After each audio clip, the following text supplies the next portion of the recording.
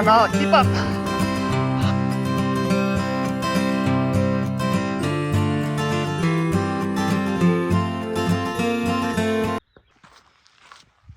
All right, guys, out for a walk here. Got my Montana backpack on, loaded up with a 40-pound dumbbell.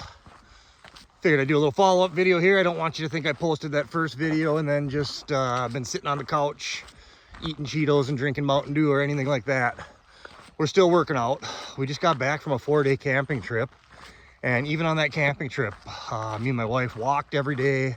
I ran the day we left. I ran once up on the trip, and then I ran yesterday when we got home. I figured today was a good day to start the weighted backpack walks. Might have went a little overboard throwing a 40-pounder in there. I'm about 3/4 of a mile in, and my shoulders are getting sore already.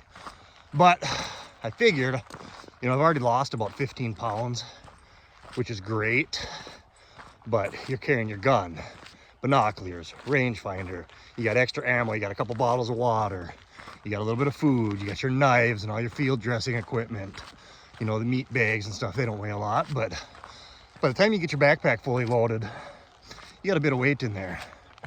Then you take a quartered up mule deer, and I was able to get my buck out in 2 trips here a couple years ago when I was out there.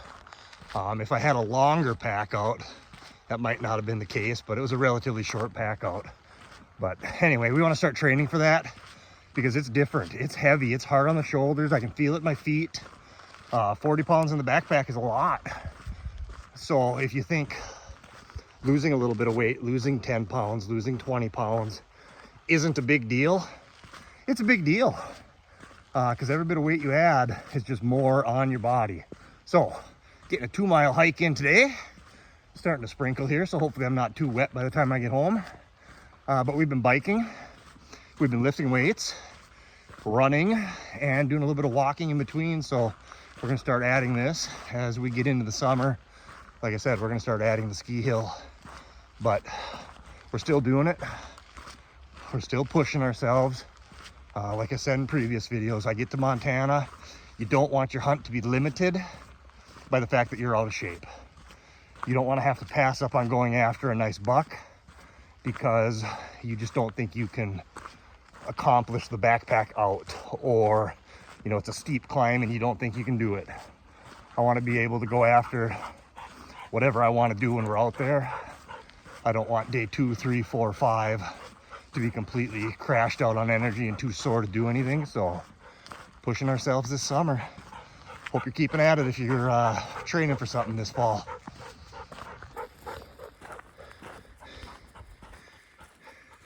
And Nala's training for her fall hunting season as well.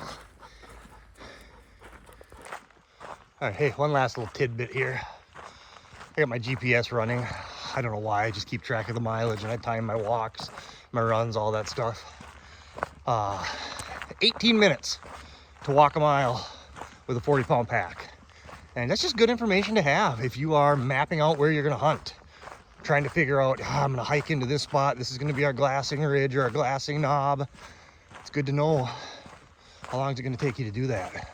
This is pretty flat ground, so that 18 minutes might turn into 30 if we have a pretty steep climb in the morning. So just having that GPS running, keeping track of your mileage. You can look back on it at the end of every week, see what you've done. Keep yourself honest, and I guess know what your capabilities are.